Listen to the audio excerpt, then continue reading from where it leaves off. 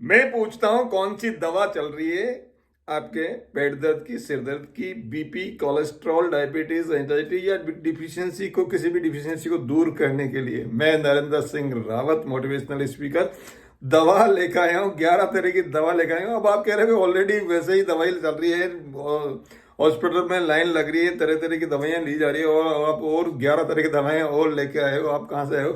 ये 11 तरह की दवाइयाँ जो आप ऑलरेडी जो दवाई ले रहे हो, आप जो एलोपैथिक दवाइयाँ ले रहे हो और जो भी आप दवाई ले रहे हो, उन दवाइयों को हटाने के लिए 11 दवाइयाँ हैं। ये 11 दवाइयाँ जो उन दवाइयों के लिए हटाने के लिए दवाइयाँ हैं, निःशुल्क दवाइयाँ। ये निःशुल्क दवाइयाँ हैं, कोई साइड इफेक्ट करने वाली नहीं है।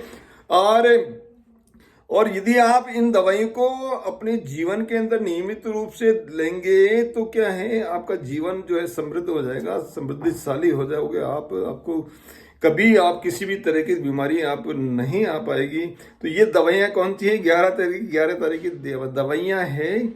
जो जो क्या है, जो पहले जो दवाइयाँ आप ले रहे हो वो हट जाएगी, या भगवान यदि आपको किसी भी तरह की दवाइयाँ नहीं चल रही हैं तो आप जो है बहुत सौभाग्यशाली हो, और भगवान ने करे आपको किसी भी तरह की दवाई लेने की आवश्यकता नहीं पड़े। लेकिन ये 11 तरह की दवाइयाँ यदि हम लोग लेंगे तो हमारे जीवन के अंदर आगे से कोई भी जो है एलोपैथिक दवाई लेने की आवश्यकता नहीं पड़ेगी। 11 तरह की दवाइयों की अब जो है, पहली दवा क्या है? पहली दवा है हेल्पिंग अदर्स। हेल्पिंग अदर्स, दूसरों की सहायता करना, दूसरों की सहायता करना। ये जो है ये एक टॉनिक है आपका। दूसरों की सहायता करना है यानी दूसरों को जो भी आपके पास में उपलब्ध है, जो आपके साथ पास में उपलब्ध है, चाहे तो वो आप दूसरों की सहायता कीजिए। समय आपके पास है तो समय आप दीजिए, किसी वृद्ध के पास में बैठ के आप समय बिताइए।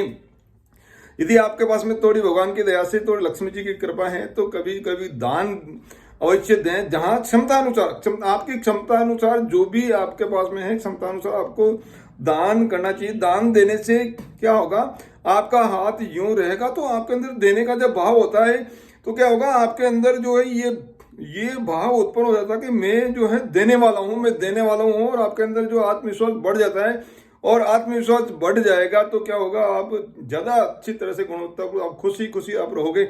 यदि आपके पास में कहीं ब्लड डोनेशन कैंप लगा है तो आप ब्लड डोनेट कीजिए। ब्लड डोनेशन में आपको अंदर से आत्मिक खुशी जो है महसूस होगी। आप अपने आप को सक्षम महसूस करोगे। लाइफ को ट्रांसफॉर्म करने का जो है ये तरीका है आपकी हेल्पिंग अदर्स। जहां देखिए किसको आपकी हेल्प की आवश्यकता है। यदि आपको किसी को आपकी हेल्प की आवश्यकता है, बिना मांगे आप उनके पास पहुंच जाइए और अब उनकी हेल्प जो है कीजिए। हेल्पिंग अदर्स जो है बहुत ही जो है कारगर दवा है। दूसरी दवा है सुनना, दूसरों की सुनना। मनोरोगी विशेषज्ञ के पास में या हॉस्पिटल में किसी चिकित्सक, मनोरोग विशेषज्ञ चिकित्सक के पास में जाता है तो चिकित्सक क्या काउंसलिंग करता है, आधा घंटा, पौन घंटा, 1 घंटा जो है उसकी काउंसलिंग करता है। काउंसलिंग में ये चिकित्सक क्या करते हैं, चिकित्सक रोगी की बात सुनते हैं। वो कुछ नहीं कर रहे हैं, केवल रोगी की बात सुन रहे हैं। बात सुन के और एक छोटी सी जो है दवा वो लिखते हैं।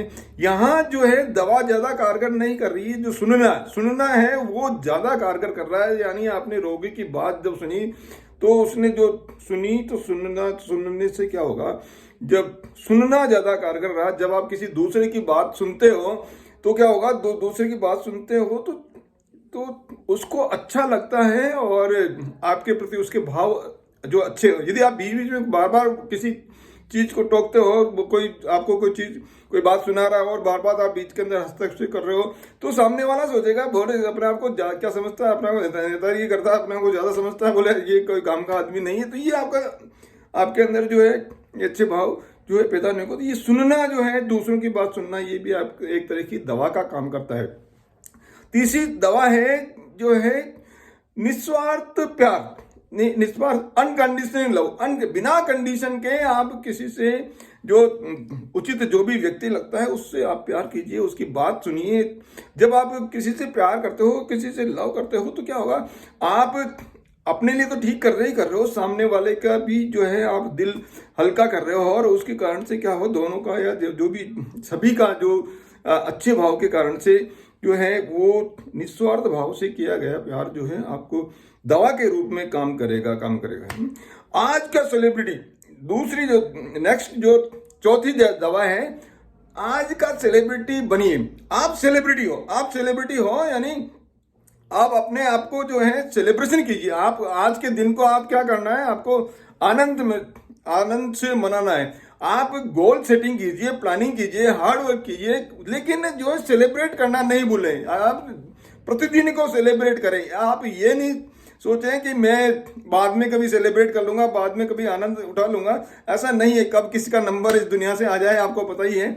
तो इसलिए सेलिब्रेशन करना, मैं अपने आप में जो है अलग हूं, मैं यूनिक हूं, ये आपके अंदर भाव होना चाहिए और सेलिब्रेशन करना चाहिए। सेलिब्रेशन टाइम निकाल के अपने माता पिता के साथ में समय निकालें। आप किसी वृद्ध जन के साथ में समय निकालें, जो आपके कोई वृद्ध जिनका आप मान सम्मान करते हो उनके पास में समय निकाल के आप जाइए। आप अपनी माता जी के गोद के अंदर आप अपना सिर रख के सोएं, लेटें। और यदि माता जी अपने बच्चे का जो है सिर से हिलावें, तो ये जो है ये सेलिब्रेटिंग है, जिसमें आपको आनंद की अनुभूति होती है। वो आपको सेलिब्रेशन करना है। आपको अपनी पत्नी के साथ में या पत्नी पति के साथ में जो है समय निकालकर आपको साथ में खाना खाना, चाय पीना, हंसी मजाक करना, ये सेलिब्रेशन। इसी तरह से बच्चों को आप इफेक्टिव टाइम दीजिए। और यदि आप बच्चे हैं तो अपने मम्मी पापा के साथ में जो है थोड़ा सा जो आप मान सम्मान के साथ में थोड़ा सा बात कीजिए, तो समय निकालिए। तो ये सेलिब्रेशन आपको करना ही करना है। डेली सेलिब्रेशन करना है, चाहे छोटा सा करें या जो, ताकि आपको, या आप कहीं भी जिसको लगता है कि आप मेरे को कुछ ऐसा कुछ खेल के सेलिब्रेशन को खुशी मिल रही है, कुछ किसी के साथ में हंसी मजाक करके सेलिब्रेशन मिल रहा है, कहीं आपको घूमने फिरने जाके आपको सेलिब्रेशन मिल रहा है, तो जहां भी आपको लगता है कि मैं ये आज, या आज को कोई भी वस्तु आपको लगता है कि मेरे को ये अच्छी वस्तु है, वो मेरे को खरीद के मेरे को आनंद की अनुभूति महसूस होगी, तो खरीद डालिए। तो ये ऐसे आपको सेलिब्रेशन करना है, सेलिब्रिटी आपको बनना है।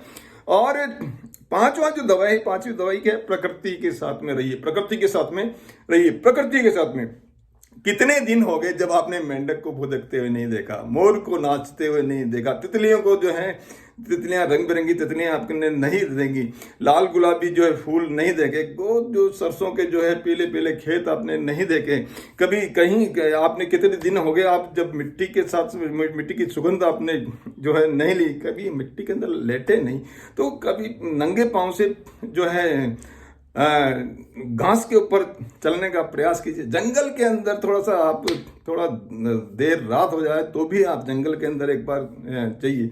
वहां पशुओं की, विभिन्न पशु पक्षियों की चहचहाने की जो आवाज है वो सुनिए।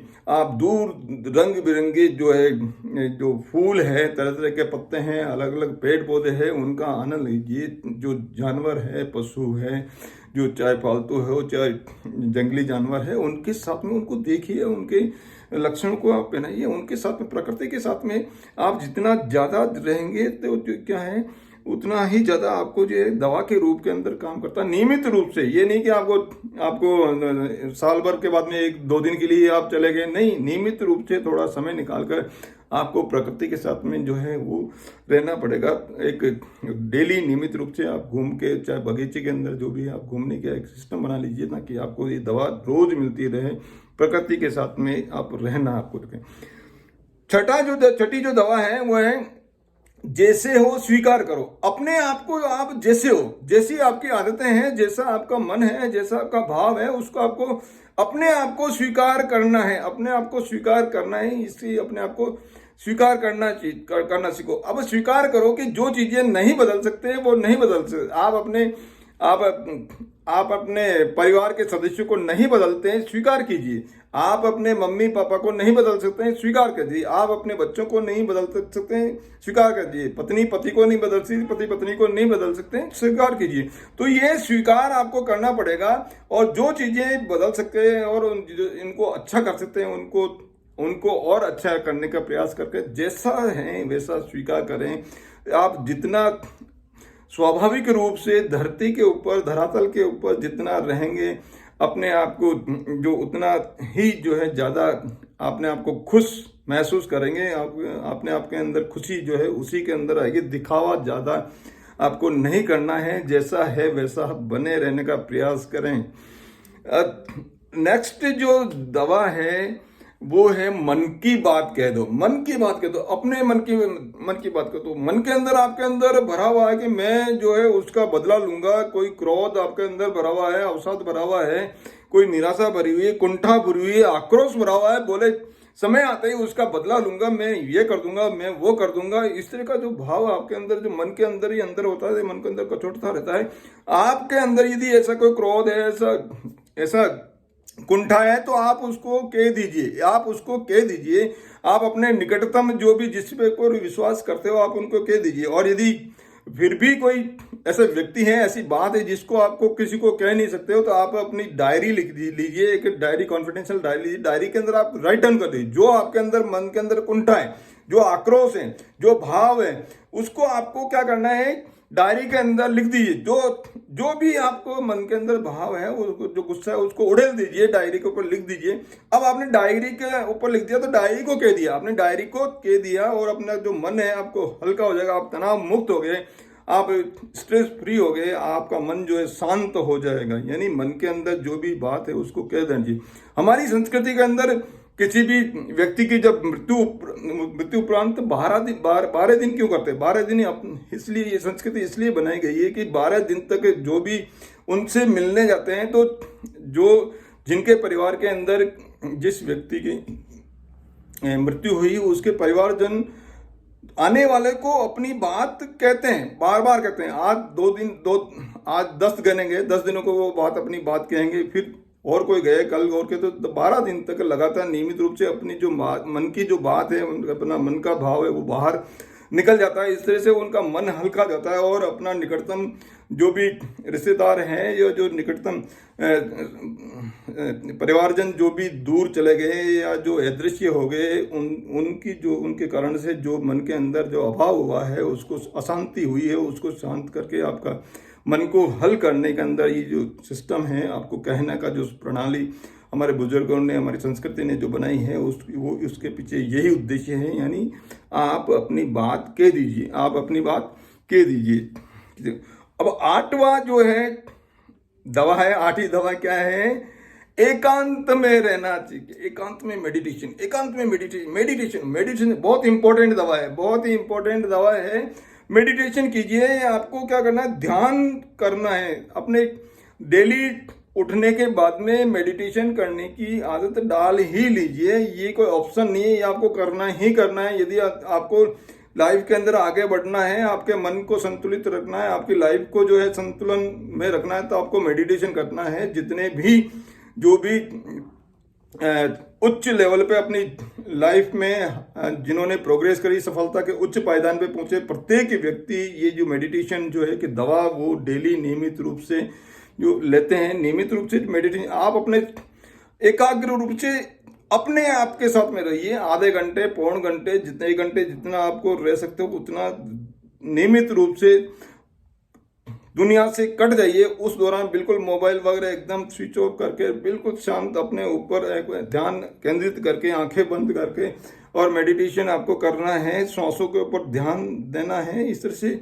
अपना जो मन है शांत हो जाएगा, और बिल्कुल मन के अंदर जो उथल है वो जो बंद हो जाएगी, और आपके अंदर कोई भी निर्णय लेने की जो क्षमता है वो आ जाएगी। आप तुरंत निर्णय आप ले लोगे। इस तरह से मेडिटेशन करना बहुत ही इंपॉर्टेंट है, बहुत कारगर दवा है मेडिटेशन, एकांत के अंदर ध्यान करना। 9वीं जो दवा है वो है व्रत और उपवास। व्रत और उपवास हमारे धर्म में, संस्कृति के अंदर व्रत और उपवास को इसलिए जोड़ा गया है कि व्रत और उपवास से क्या होगा, आपका जो पाचन तंत्र है वो सुधर जाएगा, आपकी आंतों को कुछ रेस्ट मिल जाएगा। सप्ताह के अंदर एक दिन आप जो है ले लेंगे, उस दिन मेरे को व्रत करना है, उपवास करना है। चाहे सोमवार ले लीजिए, मंगलवार ले लीजिए, कोई भी वार जो आपको लगता है उस वार ले लीजिए। एक दिन का कर सकते हो, आपको जो उपवास एक दिन का कर सकते हो, एक टाइम का करते हो, एक समय का कर सकते हो, या किसी चीज के लिए शक्कर, जैसे आज मैं शक्कर नहीं खाऊंगा, इसका व्रत है, नमक का व्रत कर सकते हो, चाय का व्रत कर सकते हो। जो भी आपको लगता है कि जिस चीज का व्रत कर सकते हो, उपवास कर सकते हो, उस व्रत आपको व्रत करके और अपने आप को स्वस्थ रखना है। यानी ये एक तरह से दवा का काम करता है, व्रत और उपवास। 10वीं जो दवा है वो भी बहुत इंपॉर्टेंट दवा है, दोस्त। दोस्त, अच्छे दोस्त बनाइए, अच्छे दोस्तों के साथ में, सकारात्मक दोस्तों के साथ में रहिए। अपने बचपन के जो भी दोस्त हैं उनको ढूंढिए, साल में 1-2 बार लेकर उनके साथ में 1-2 दिन का समय जो बताइए, जिनके साथ में अपने खुलकर हंसी मजाक कर सकते हैं, जिनके साथ में जैसे कोई अनछाई जो ऐसे जो हंसी मजाक जो कर सकते थे, जो छोटे होते थे तब तरह तरह के मजाक जो है करते थे, उसमें मिमिक्री करते थे। उस तरीके जो है उन दोस्तों के साथ में जो आप जब मजाक करोगे, दोस्तों के साथ में अपने मन की जो बात आप कहोगे, तो क्या होगा, आपका मन हल्का हो जाएगा, स्ट्रेस फ्री आप हो जाओगे। दोस्तों के साथ में, सकारात्मक दोस्तों के साथ में रहकर ये एक तरह से दवा का काम करता है। और 11वीं जो दवा है वो है बहुत इंपॉर्टेंट है, हंसना। हंसते रहिए हंसते रहिए, हंसते रहिए। एक सर्वे हुआ कि जो आदमी जितना हंसता है उसको उसका खून जो है वो बढ़ जाता है, खून की कमी जो है दूर हो जाती है। हंसते रहने से आपको जो उसके चिंता मुक्त हो जाता है, तनाव दिन भर यदि आप काम करते हो और तनाव मुक्त हो जाओगे, तो आपको हंसता रहना, तरह तरह आपको हंसना है। ये सर्वे के दौरान हंसी, जो ज़्यादा हंसता व्यक्ति वो, उसके अलावा जो ज़्यादा सोशली रहते हैं, लोगों से बातचीत करते रहते हैं, उनको जो है कम बीमारियां जो है होती है। तो आपको हंसना है, हंसना है, हंसना है, हंसना। वो तरह तरह की हंसने जो है, हंसने की जो टेक्निक है ये भी हो सकता है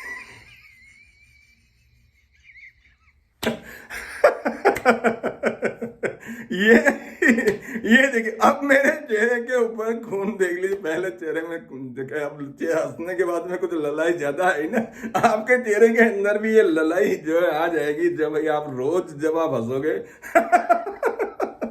जब आप रोज हंसोगे तो क्या होगा, आपका जो तनाव मुक्त हो जाएगा, स्ट्रेस फ्री हो जाओगे। आप हंसते रहिए। और मेरे वीडियो के साथ में हंसकर बहुत अच्छा लग रहा है। अब जो आपको क्या करना है, अभी इम्प्लीमेंट करना। पहला जो मैंने क्या डोज दिया था, पहला जो क्या दवा थी, हेल्पिंग अदर्स, अभी इम्प्लीमेंट कर दीजिए। हेल्पिंग अदर्स यानी ये जो वीडियो है उसको शेयर करोगे तो आप हेल्पिंग अदर्स का जो दवा आप ले लोगे, यानी दूसरों की सहायता कर रहे हो, यानी मेरी सहायता कर रहे हो। हेल्पिंग अदर्स, मैं आपको वीडियो देके, मैं भी जो अच्छे थॉट देके, मैं चाह रहा हूँ कि अपने देश के जो युवा हैं उनका जो थॉट है वो क्रिएट हो, रिफॉर्म हो। और यही मेरा उद्देश्य है। सक्सेस टॉनिक ये जो सीरीज है, सक्सेस टॉनिक सीरीज के अंदर इसी तरह के वीडियो मैं देता हूं, ताकि आप ये तो टॉनिक आपको मिले। और आपको क्या करना है, आपका जो पहला जो टॉनिक है वो काम में लेना है, यानी आपको दूसरों की हेल्प करनी है, सहायता करोगे, यानी इस वीडियो को आपको शेयर करना है, लाइक करना है और सब्सक्राइब जो है आप प्रण ले लीजिए कि 5 जो सदस्यों को, 5 जो अपने साथी, उनको मैं सब्सक्राइब करूंगा चैनल को और वीडियोस को शेयर करूंगा।